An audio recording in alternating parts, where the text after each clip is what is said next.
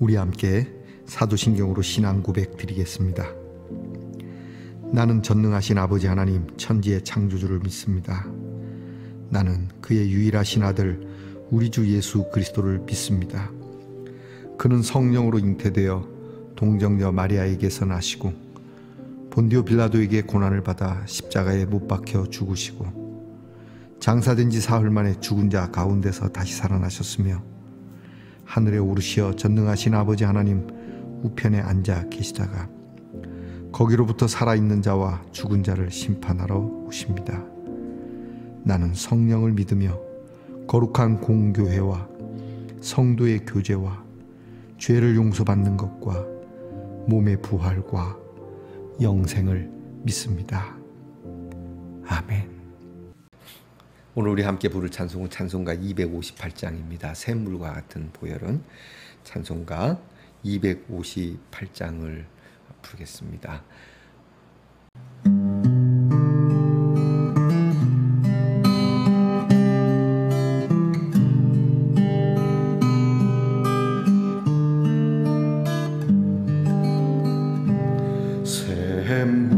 샘물과 같은 보혈은 주님의 피로다. 보혈의 죄를 씻으면 정하게 되겠네. 정하게 되겠네. 정하게 되겠네. 보혈의 죄를 씻으면 정하게 되겠네. 죄속함 받은 백성 영생을 얻겠네. 샘솟듯 하는 피관세 한없이 크도다. 한없이 크도다. 한없이 크도다. 샘솟듯 하는 피관세 한없이 크도다. 날 정케 하신 이고 그 사랑 하나님 살 동안 받는 사랑 늘 찬송하겠네.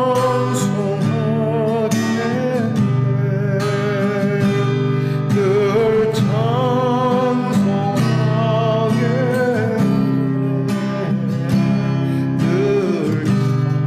찬송하겠네.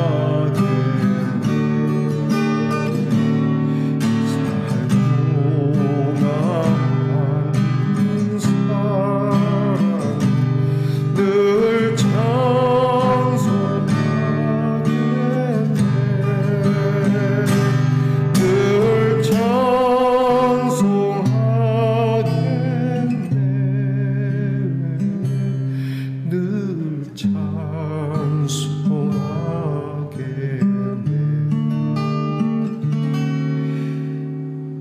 날 구속하시는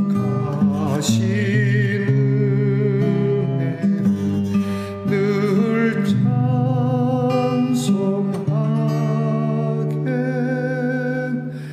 늘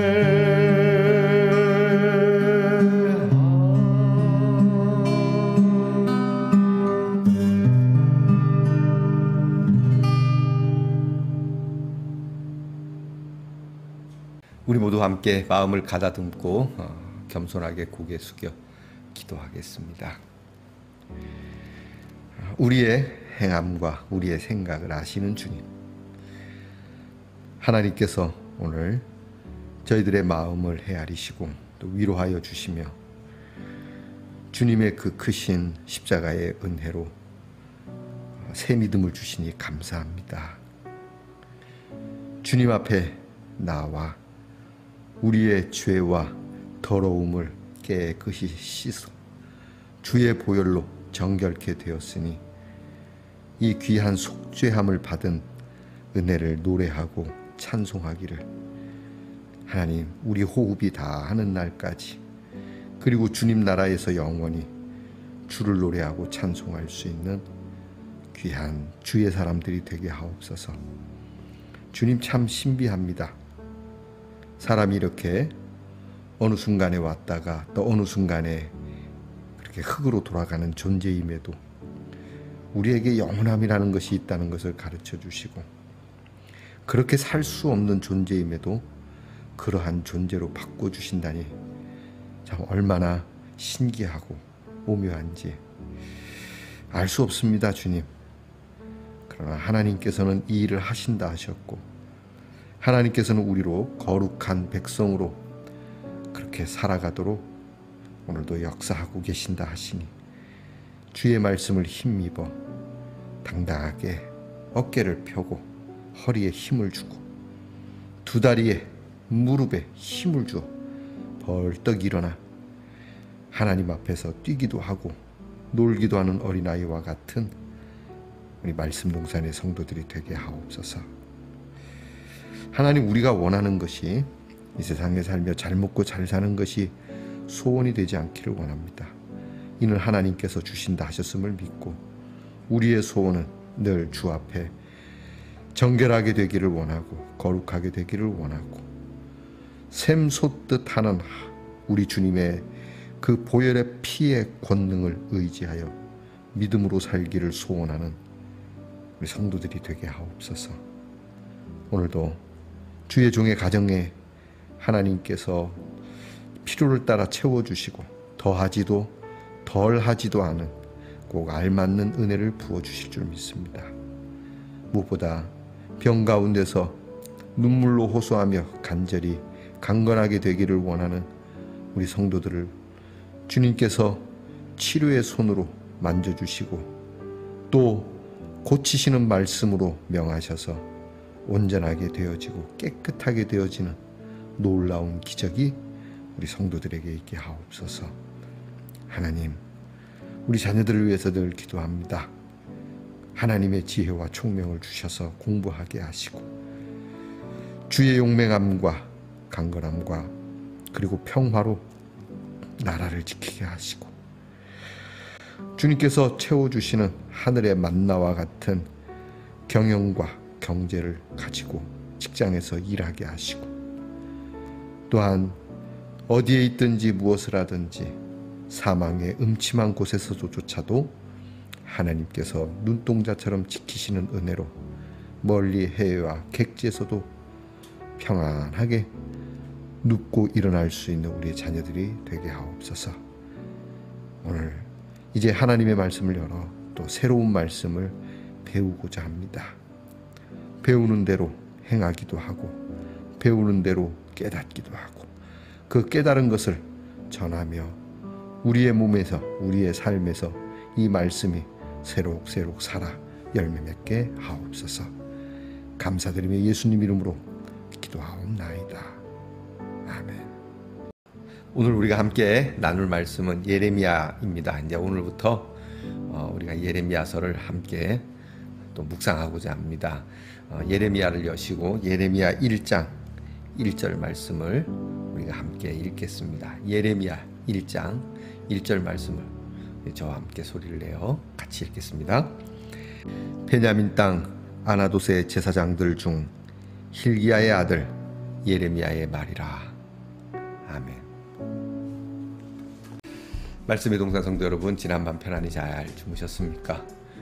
이제 비도 그치고 날도 화창합니다. 이제 가을 나들이를 준비해야 되겠죠, 그렇죠? 자, 귀하고 아름다운 또 복된 계절, 특별히 결실의 계절에 여러분들에게도 정말 하나님께 드릴 수 있는 삶의 결실이 있기를 축복합니다. 오늘은 어떻습니까? 네, 좋습니다. 오늘부터 우리는 예레미야를 함께 묵상하려고 합니다. 예레미야를 통해서 눈물의 선지자라고 일컬어지거든요. 예레미야는 이 예레미야를 통해서 예레미야는 왜 눈물의 선지자라고 일컬어지는가? 그리고 예레미야 눈에 가졌던 그 눈물, 과연 그 눈물은 무엇을 의미하고 오늘 나의 눈물과 예레미야의 눈물의 차이는 무엇이 있는가? 또 이렇게 기대를 하면서 말씀 묵상하면 좋을 것 같습니다. 자, 성경 공부 시간은 아니지만 그래도 개요는 좀 필요할 것 같습니다. 오늘은 첫 시간으로 여러분들에게 예레미야에 대한 개요의 영상을 이전과 같이 여러분 보여드리겠습니다. 보시고 예레미야가 이런 거로구나 여러분이 먼저 숙지하시기를 부탁드립니다. 그러면 영상 함께 보겠습니다.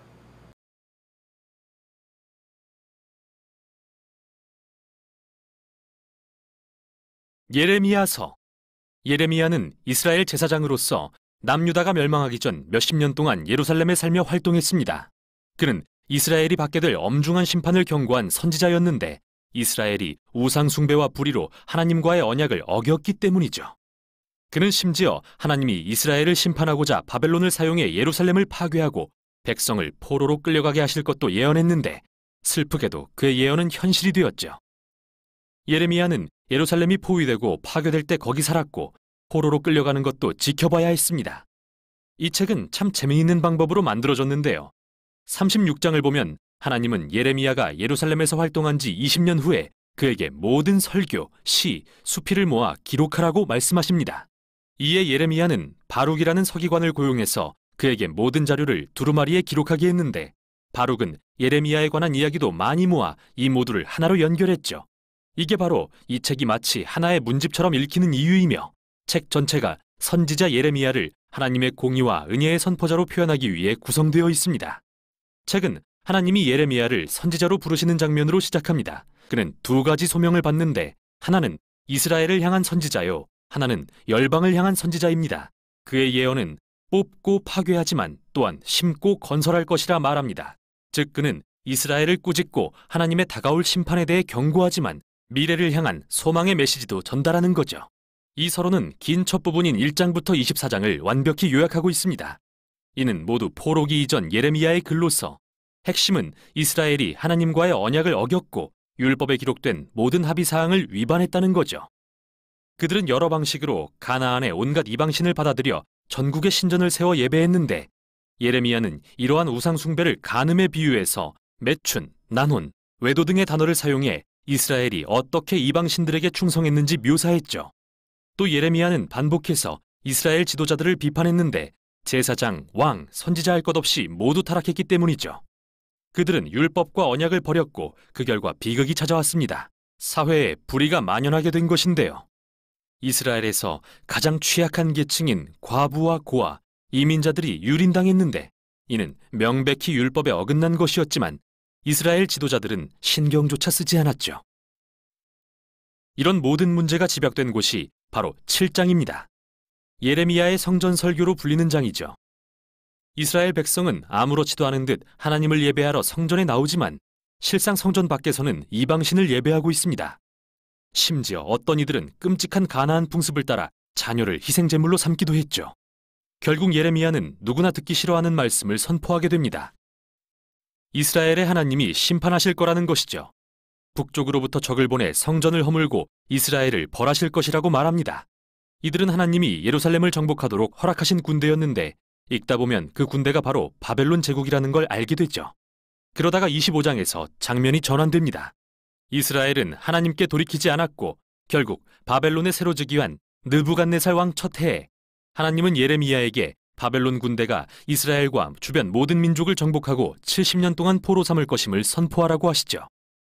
그는 바벨론을 이스라엘의 불의와 우상 숭배에 대한 하나님의 진노가 가득 찬 포도주 잔에 비유하는데 하나님은 이스라엘과 모든 민족이 이 잔을 마시게 하실 것입니다.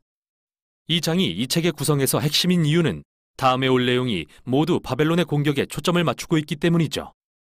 26에서 45장까지는 이스라엘, 46부터 51장까지는 다른 민족에 대한 공격입니다. 이스라엘에 대한 내용의 앞부분에서 예레미야는 이스라엘이 돌아오기를 애원하고 마지막 순간까지 경고하지만 이스라엘 지도자들은 끝까지 거부합니다. 이 내용의 뒷부분은 여러 이야기로 이루어져 있는데 예루살렘이 바벨론에 포위되어 결국 멸망하는 모습, 또 예레미야가 그 시간 동안 박해받는 모습, 그리고 그의 의지와 상관없이 이스라엘 반역자들에게 납치되어 이집트로 끌려가는 모습이 그려집니다. 그런데 바로 여기 재앙과 심판의 어두운 이야기 한가운데 이스라엘의 미래에 관한 소망의 메시지가 있습니다. 예레미야는 신명기 30장의 모세의 설교를 인용해 이스라엘이 하나님과의 언약을 어기고 포로로 끌려가지만 하나님은 자기 백성을 포기하지 않으실 거라고 말합니다. 오히려 하나님은 언약을 새롭게 하사 그들의 마음을 변화시키실 것이라고요. 예레미야는 이 언약을 발전시켜 하나님이 언젠가 토라의 율법을 돌판이 아니라 그들의 마음에 새기실 거라고 말하죠. 또 하나님은 그들의 불순종을 돌이키사 언젠가 진정으로 하나님을 사랑하고 따르게 하실 것이며 언젠가 이스라엘은 그 땅으로 돌아올 것이고 다윗의 가문에서 메시아가 나실 텐데 그때에는 열방이 이스라엘의 하나님을 참 하나님으로 인정하게 될 것입니다. 여기서 우리는 이스라엘의 반역에도 불구하고 하나님은 죄로 그들을 최종 심판하지 않으시고 오히려 그분의 신실하심으로 무슨 일이 있어도 언약의 말씀을 성취하신다는 걸 알 수 있습니다. 다음에 나오는 여러 시들은 하나님이 바벨론을 이용해서 이스라엘 주변 민족들을 심판하시는 모습을 묘사하는데 이집트, 블레셋, 모압, 에돔, 암몬, 다메섹, 하솔 등이 나온 후 놀랍게도 맨 끝에 숨겨진 가장 긴 시는 바벨론에 대한 하나님의 심판에 관한 것입니다. 하나님은 공의를 실현하기 위해 이 민족을 사용하셨지만 그들의 폭력과 우상 숭배를 인정하지는 않으시죠. 즉, 바벨론 역시 하나님의 공의로 심판받게 될 것입니다. 예레미야는 또한 이 민족의 교만과 불의를 비난하는데요. 여기에 등장하는 바벨론의 위세는 대단한데 이는 창세기 11장의 바벨의 이미지를 떠올리게 하죠. 바벨론은 반역한 민족의 전형으로서 부와 전쟁으로 영광을 누리지만 결국 하나님은 그들이 멸망에 이르도록 하십니다. 이 책은 열왕기하의 마지막에 나왔던 이야기로 마무리됩니다. 바벨론의 마지막 예루살렘 공격에 관한 것으로서 어떻게 성벽을 파괴하고 성전을 불태웠으며 백성들을 포로로 끌고 갔는지 묘사하죠. 이 이야기는 예레미야가 1장부터 24장에서 경고했던 심판이 어떻게 성취되는지 보여줍니다. 그런데 이 장은 포로로 사로잡힌 이스라엘 왕 다윗의 후손인 여호야긴에 대한 짧은 이야기로 끝이 나는데 바벨론 왕은 그를 감옥에서 풀어주고 호의를 베풀어 평생 동안 왕의 식탁을 누리도록 허락하죠. 이 책은 이렇게 끝이 납니다. 아주 작고 희미한 소망의 빛이지만 30장부터 33장에 나온 예레미야의 소망의 약속을 기억하게 하죠. 하나님은 그의 백성을 버리지 않으셨고 다윗 가문에서 오실 메시아의 약속도 잊지 않으셨다는 걸요. 이 책의 대부분이 경고와 심판으로 가득 차 있지만 마지막은 미래에 대한 소망으로 끝이 납니다. 이것이 바로 예레미야서입니다. 잘 보셨습니까? 예레미야서를 이제 우리가 보면서 크게 키워드 5가지는 좀 생각을 해야 될 것 같습니다. 첫 번째는 죄입니다. 죄라고 하는 거. 이 백성들, 그러니까 지도자로부터 백성들에 이르기까지 모두가 다 죄 가운데 있고, 그리고 이 죄로부터 나오라고 하는데도 나오지 않는 그 죄 속에서 이 죄가 우리를 편안하게 해준다 생각하는 모양이죠. 아무리 이제 선지자들을 통해서 회개를 하라고 애원을 해도 듣지 않는 죄가 예레미야의 키워드입니다. 그리고 또 하나는 징벌입니다. 죄를 지었으면 마땅히 징벌을 받는 것이죠. 심판입니다. 예루살렘이 이제 바벨론에 의해서 철저하게 짓밟히고 끌려가게 됩니다. 여러분 지금 이제 우리 이렇게 예레미야서를 시작하면서 이렇게 처음 화면에 시작 화면에 그 시그니처 화면에 그 나타나는 그림이 있습니다. 그 그림이 예레미야거든요. 17세기의 화가 렘브란트라고 하는 화가가 그린 예레미야입니다. 여러분이 언젠가 프랑스에 가실 일 있으면 한번 꼭 보시기를 바랍니다. 아니면 인터넷으로도 볼 수 있으니까요. 거기 보면 지금 이 시그니처 화면에는 잘 안 보이지만요. 그 예레미야 그림 속에 그 오른쪽 이제 그 예레미야가 앉아 있는 쪽에서 보면 오른쪽 저쪽에 이렇게 불타는 이제 예루살렘이 이제 상기되어 있고 거기에 이렇게 엎드려 있는 희미한 사람이 하나 있습니다. 그게 바로 시드기야 왕인데요. 시드기야 왕이 바벨론으로 끌려갈 때 눈이 뽑혀서 끌려가거든요. 그 모습이 이제 담겨 있고 그것을 이제 예레미야가 성경책을 이렇게 이제 밑에 대고 이렇게 턱을 괴고 거기를 보고 있으면서 굉장히 그 얼굴이 복잡미묘합니다. 굉장히 컴플렉스한 얼굴로 이 상황을 바라보고 있는 예레미야의 모습이 그림입니다. 바로 그렇게 하나님의 징벌을 받아서 눈이 뽑힌 채 끌려가는 이스라엘의 왕, 이런 모습이 나타나는 것이죠. 이게 두 번째 키워드입니다. 그럼에도 불구하고 세 번째 키워드는 그래도 하나님은 우리의 주님이시다라고 해요. 하나님은 우리의 세이비오다. 그래도 하나님은 우리에게 구원을 주시고자 하시는 분임을 잊지 않는, 그래서 하나님의 도우심과 반드시 건지심을 말씀하고 있습니다.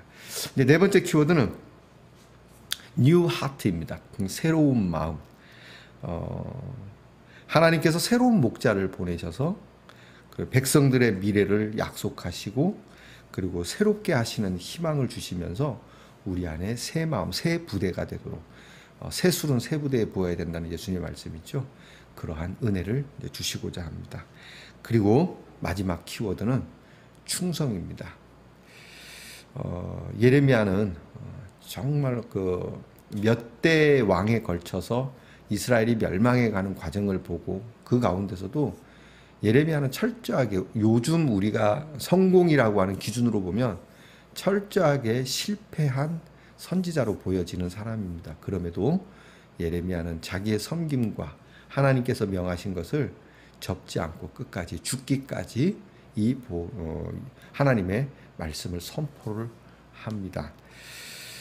무지막지한 세월이었어요. 그러니까 아부를 해야만 살 수 있는 상황, 적당히 눈치 보고 대충 유행에 따라가야만 살 수 있는 상황에 예레미야가 내뱉는 모든 말은 무서운 말들이었고 정말 거북한 말이었고 비난을 받거나 두드려 맞거나 잡혀가거나, 결국 예레미야는 사형을 당하지 않습니까? 그럼에도 끝까지 충성한 섬김이 예레미야입니다.